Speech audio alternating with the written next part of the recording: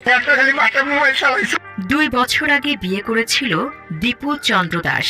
1 বছরের একটি কন্যা সন্তান, যে এখন থেকে বাবার ডাক আর কোনোদিন শুনবে না। দীপুর রোজগারে চলত পুরো সংসার।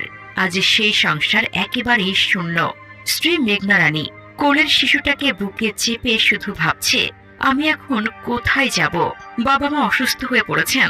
এলাকা জুড়ে নেমে এসেছে শোকের ছায়া। আর যে রাতে এই পরিবার ভেঙে গেল, সেই রাতে যা ঘটেছে তা বলতেও গলা কাঁপে।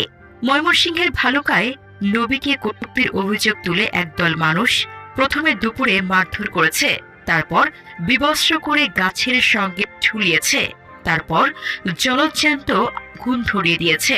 একজন মানুষ জ্বলছে, চিৎকার করছে, মরছে, আর চারপাশে মানুষ মোবাইল উঁচিয়ে ভিডিও করছে। এটা কি কোনো সভ্য সমাজের ছবি? এটা কি কোনো ধর্মের